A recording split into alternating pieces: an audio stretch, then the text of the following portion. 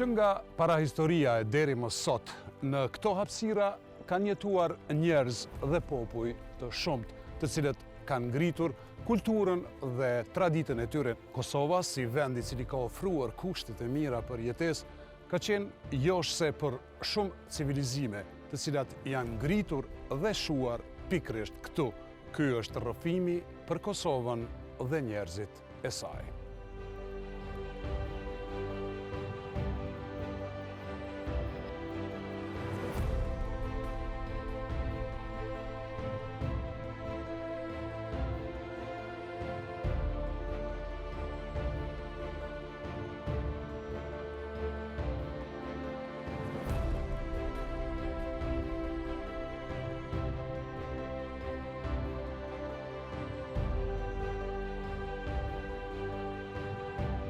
Në zonën më lindore të fushë Kosovës, ne arritëm të gjejmë kulturën Dardane të mirëfillt. We have here a proof of the presence of Paleolithic in Kosovo.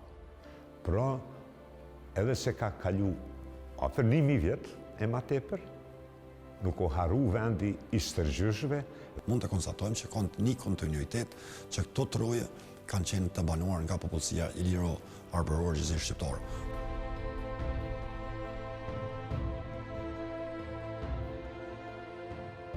Kosovo is a central part of the Balkan area.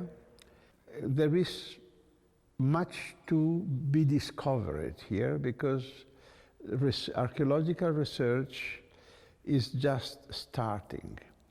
We know of many Neolithic sites that produced beautiful pottery, but we don't know very much about how people lived, what are the settlements here, when people arrived here for the first time.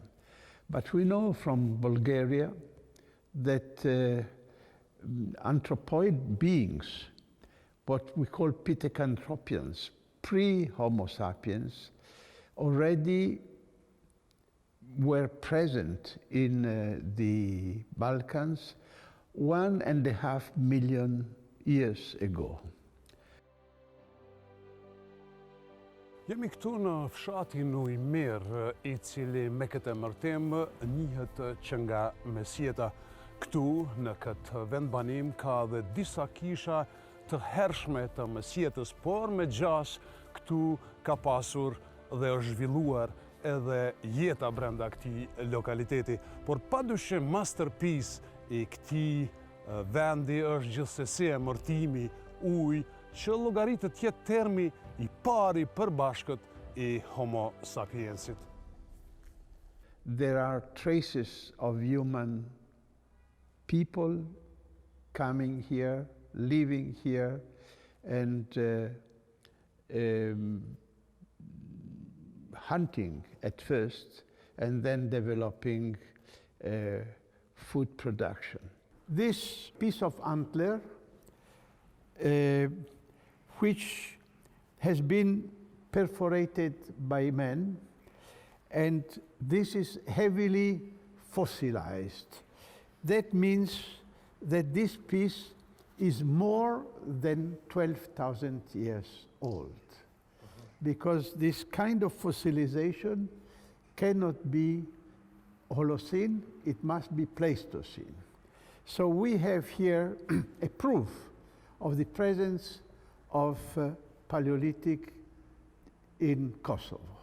Në historinë etnogjenezës së popullit ton janë ilirët, arbërit e mesjetës edhe shqiptarët. In Romania, there are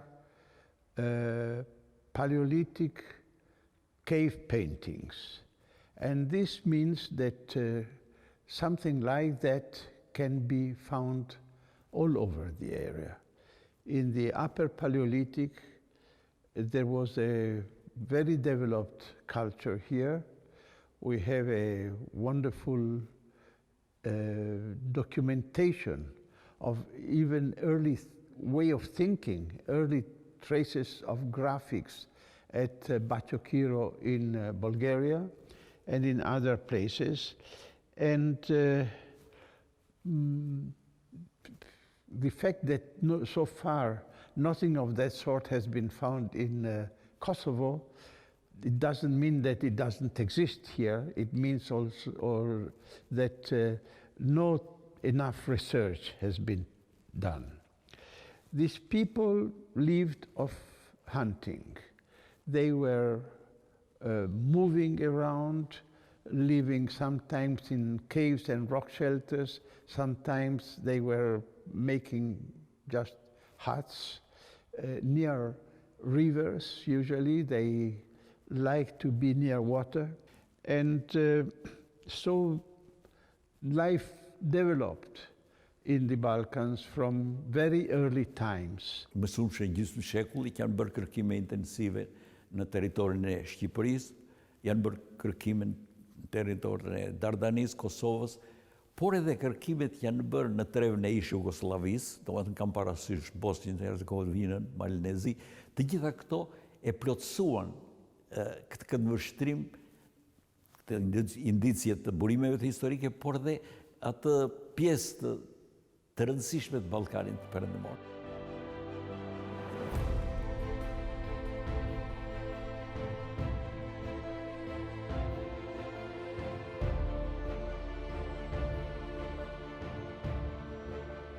Tumat janë monumente mbivarrësore karakteristike për kulturat dardane, përkatësisht ilire. Në to zakonisht është varrosur paria fisnore. Tumat mund të gjenden të vetme apo edhe në grupe.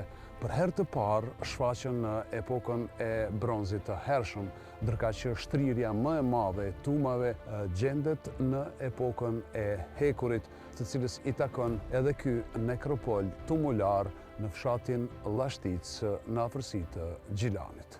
Tumat janë shumë të pasura, janë të fundit bronzit të epokës hekut, kryesisht tumat e Romajt, gërmuar nga specialistë shumë të mirë të Beogradit, ndër profesorët edhe të Prishtinës ishte Jovan Glishiq, ndër atë arkeologët e rinj që na shoqëronte edhe ishte dhe kolegu im Kemal Luci.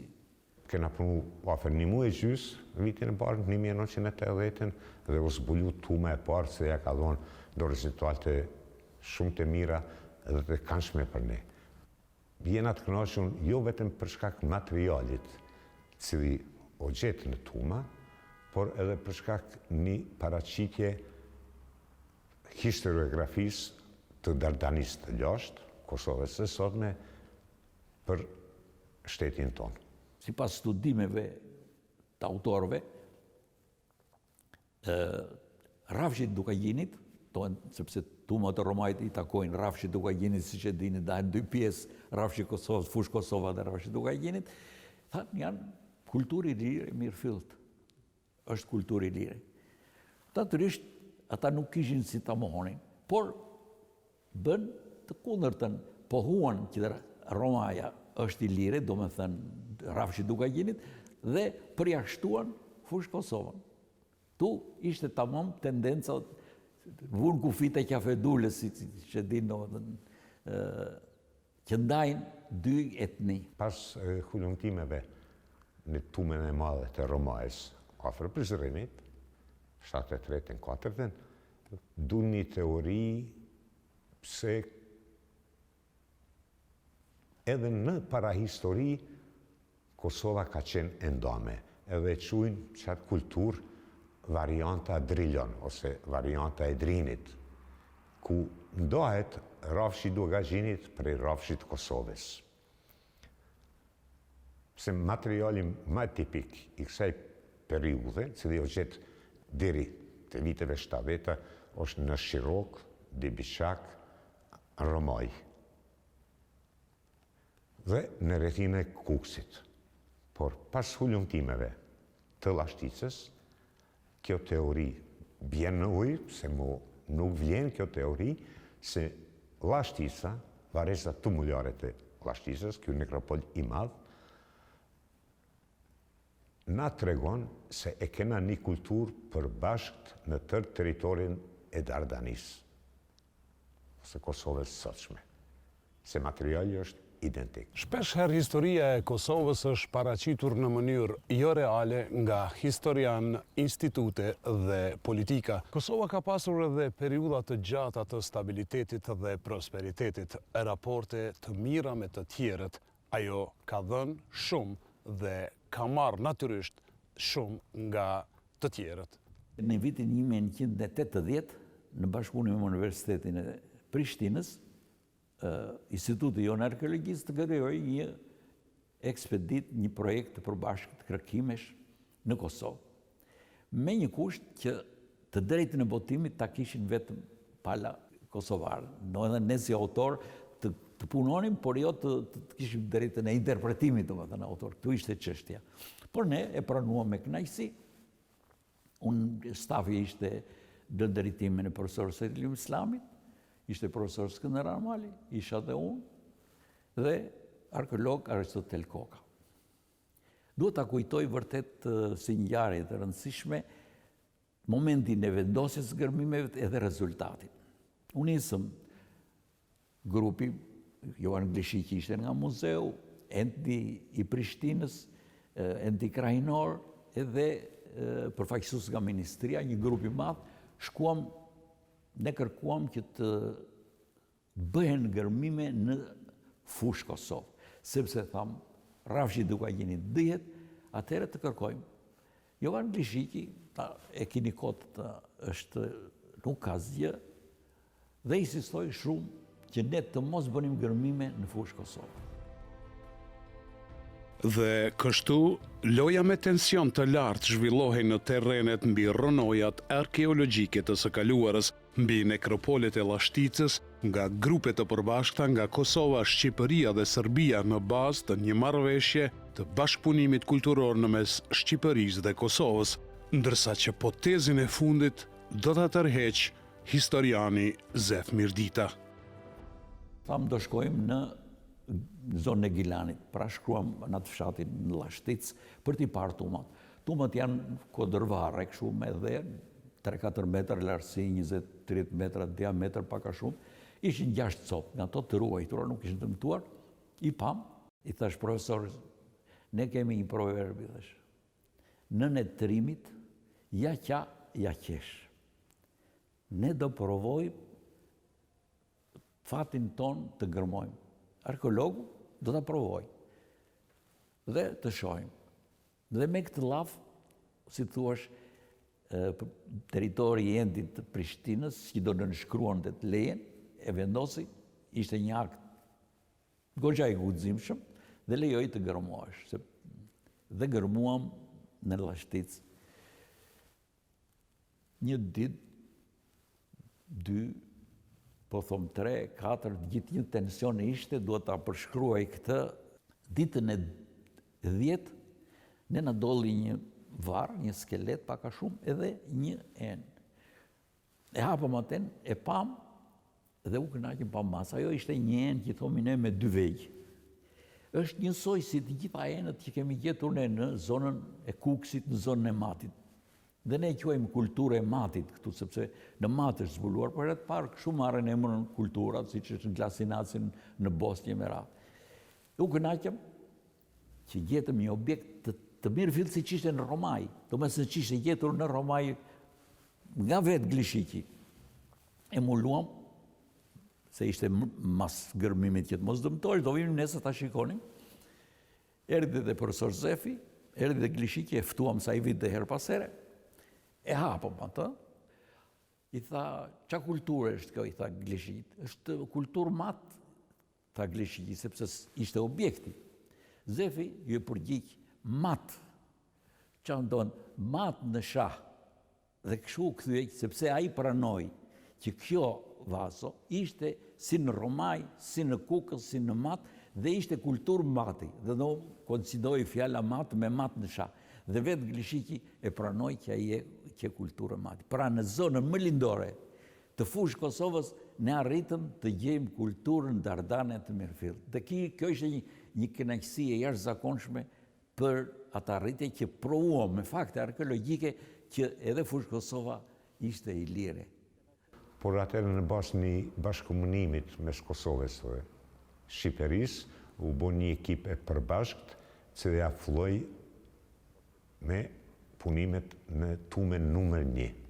Gjatë këtij bashkëpunimit u hulumtu vetëm një tumë.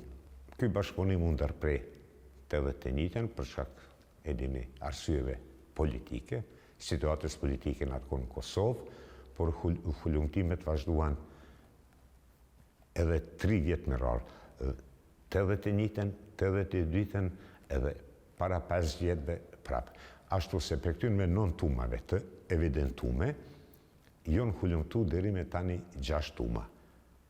Tumat për herë të parë në fshatin Llashtis të Gjeljanit të Karadakut, jonë evidentu 1979 gjatë përnjohjes rekognosimit të terenit ekipit arkeologëve të Muzeut të Kosovës për të bo një hartë arkeologjike.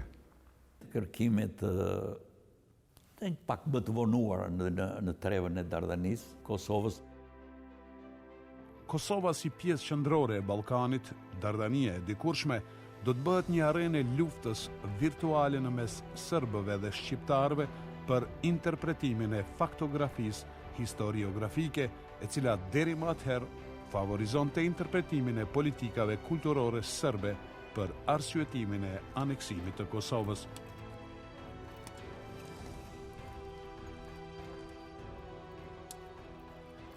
Pas luftës dytë botërore, u përqendrua në kulturat tjera, do me thënë kultura ilire nuk u lavorua, nuk u kërkua.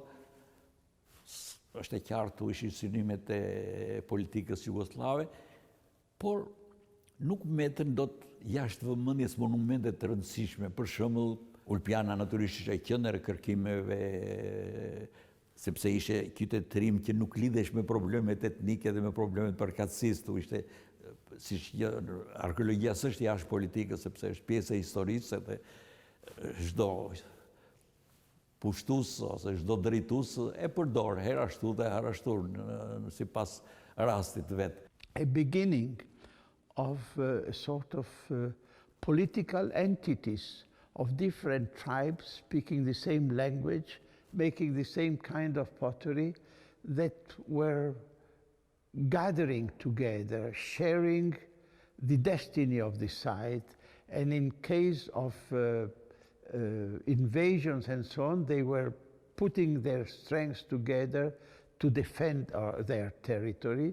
So we have perhaps already in the Neolithic times the beginning of the concept of nations, of people having the same language, the same culture, the same traditions, the same beliefs that were protecting themselves from outside.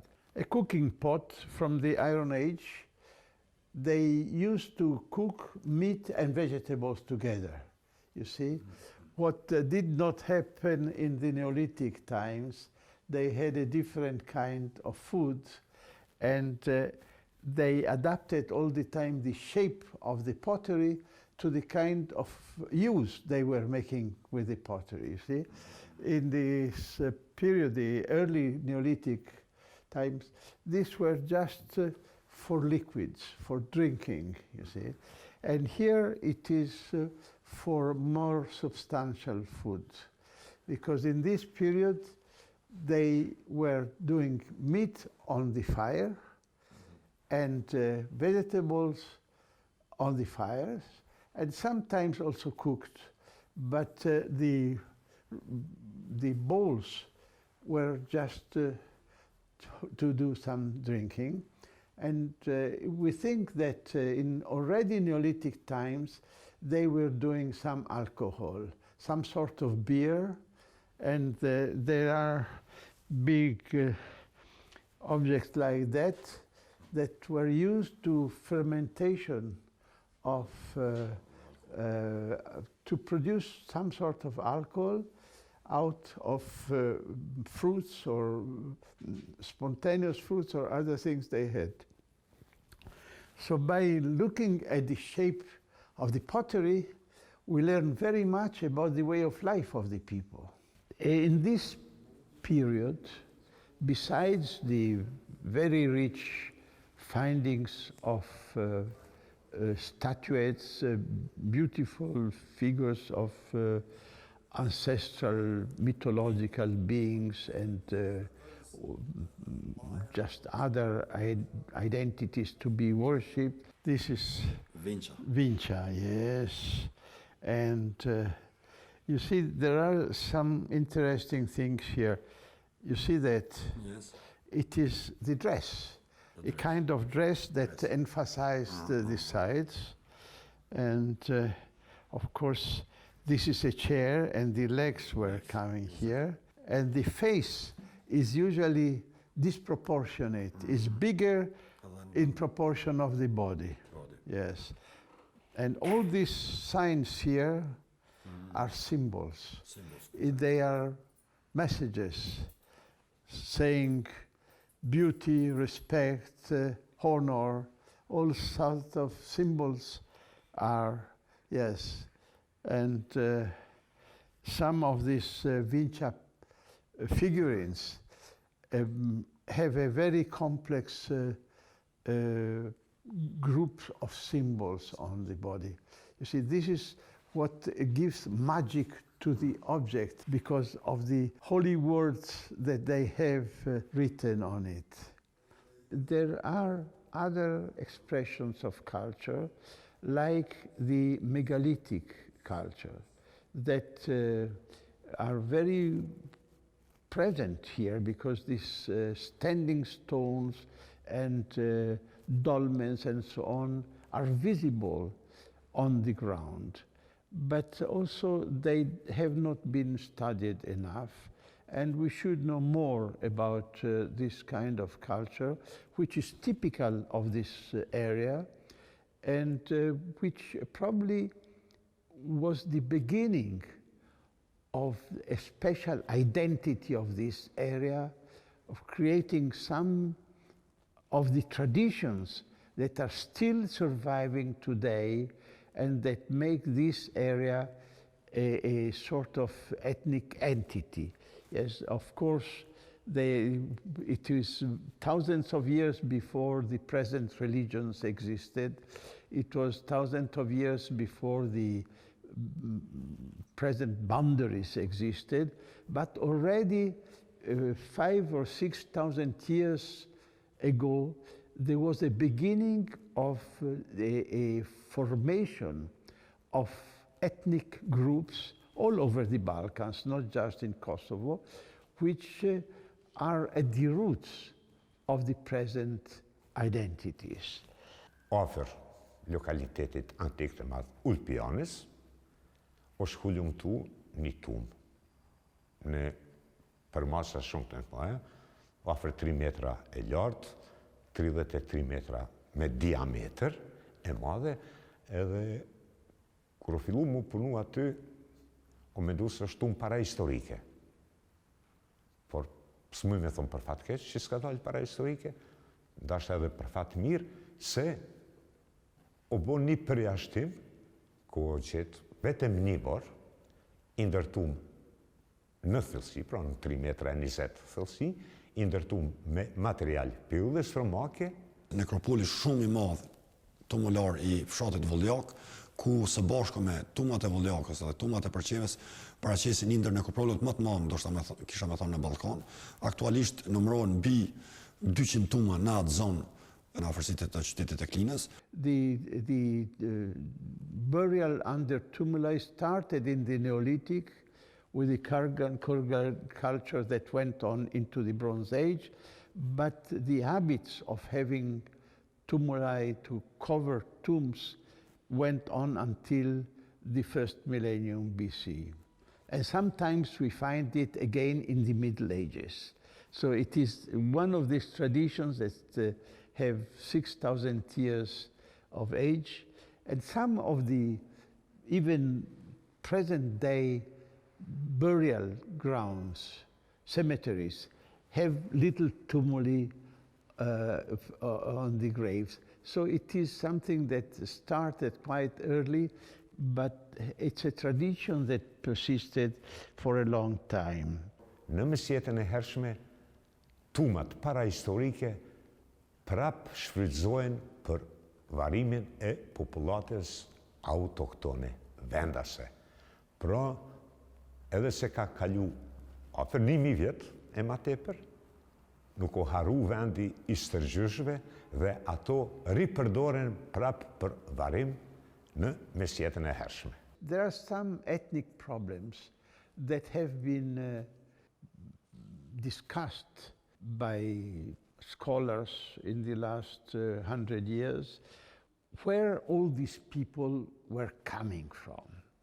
And we now know that there are 3 different movements, major movements of people, one coming from Anatolia, from the Near East and penetrating into Europe. And it is believed that they were the first agriculturalists, the early Neolithic people before the Starchevo culture, the earliest waves of Neolithic people were coming from Anatolia. There is a second wave that comes from the east, from Russia, from Asia. They penetrated into the Volga area, along the Red Sea, the Black Sea, and arrived to the Balkans. And the third movement is from the Mediterranean, from the Adriatic Sea, penetrating inside the area. So the Kosovo is just a joining place where these 3 movements met. And I think that for that reason, the study of the archaeology of Kosovo is very, very important for the knowledge of the entire region, and that more attention should be dedicated to it. Tani kohëve të fundit është duke bërë një revolucion shkencor, kisha me qujtë ma sakt, sepse janë duke marrë kampionet të shumta të DNA-s dhe duke bërë krahasime i madh i një lëndë skeletore të shumë periudhave kohore dhe të shumë nekropoleve.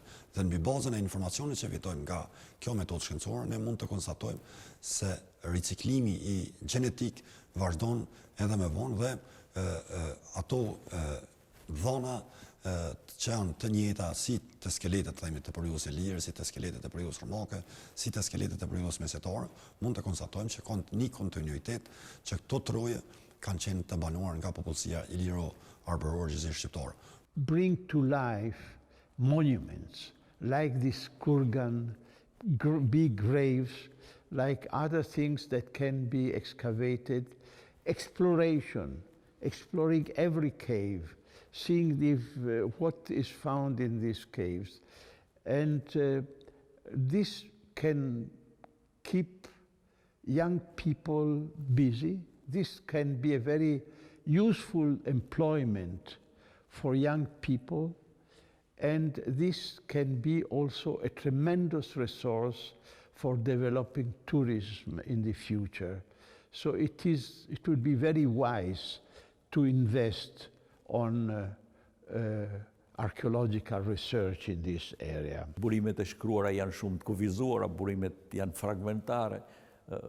Është Polibi për shembull që i përmend që në shekullin 6 para erës së re ilirët.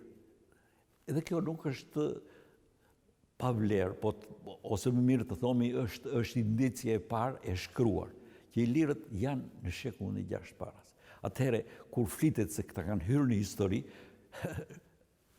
presupozohet në mënyrë të padiskutueshme që ata janë këtu shumë shekuj më përpara. Pra, përfshihet në kuptimin arkeologjik epoka e hekurit dhe çështja shtrohesh ç'ka ka ndodhur në epokën e bronzit edhe më tej. Ilirët janë krijuar këtu në vendas në këtë proces 2000 vjet përpara 1000 vjet për procesi nuk është me një shekull dhe 2, po është një proces i gjatë, dhe u bën pjesë e këtij qytetërimi. Historia njohu qytetërime të tjera, ne siç ishim në kufit e qytetërimit Keretomekenas, ne ishim në kufit e qytetërimit helen. Pra, në lullëzimi helen Ishte në periferi dhe themelimet e kolonive në brigjet e Adriatikut, të Durrësit antik, të Apollonisë, të Orikumit, janë një fazë tjetër të raportit të Ilirisë me botën greko-romake.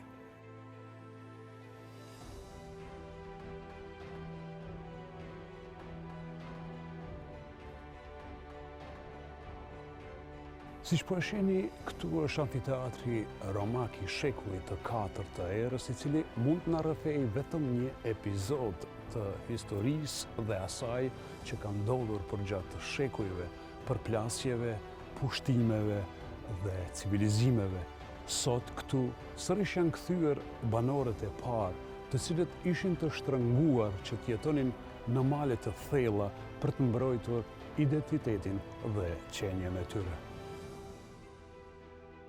Arkeologjia jonë në këtë kuptim e ka parë, në kuptimin dhënie marrje, qytetrimet. Dhe ne asnjëherë nuk kemi mohuar që po thomi tempulli që kemi zbuluar në Apollonit, tempulli Agonotetve. Ai është një realizim i arkitekturës greke. Por rëndësi ka që kjo arkitekturë me nivel më të lartë u bë dhe në Apolloni, erdhi qytetrimi në Apolloni, dhe këtu u përzie elementi helen me elementin vëndas. Po të mos ishin ilirët, vëndas nuk u të vishin as grekët. Por puna është që këto qytetrime bashkëjetuan edhe u zhvilluan më tej. Dhe në këtë kuptim e kemi parë. Populata gjatë periudhës dhe sundimit imperisë romake të madhe, se i ka ndru vendet e krejtë. Ajo nuk qëndron, por populata kur ka ardhur një pushtet shumë më i fortë, dhe ai pushtet i ka pru ligjet e vetë dhe adetet e veta, ku si vjen mu kry jo vetëm rritet e varimit, por edhe si është jeta, se kene një ndryshim të kulturës materiale edhe të jetesës, se është një progres në kulturë dhe në civilizim. Pas konsolidimit të shqiptarëve dhe reformave në sistemin juridik të ish Jugosllavisë, në vitin 1974, Kosova avancohet në status të autonomisë politike me të drejtë vetoje në Federatën Jugoslave.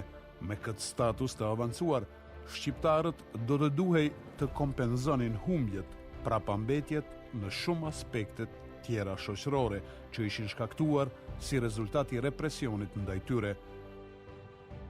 Unë pata fatin e madh që nga viti 74 deri në 1974 deri në 78 të jap ligjëratat e arkeologjisë në Universitetin e Prishtinës. Edhe ne shkonim 2 herë në vit, nga njëherë në semestër, dhe leksionet i bënim gjithë javën, do me thënë, na jipesh një javë, edhe për të bërë 2 orë, 3 orë çdo ditë për të realizuar programin mësimor. Në orën unë jepja arkeologji, natyrisht arkeologji lire, auditori, amfiteatri, mushë shplot, nuk ishte vende. Dhe projektimin që bëja diapozitivat nga Shqipëria, ishe një emocion një herë zakonshëm. Është vështirë të tregosh.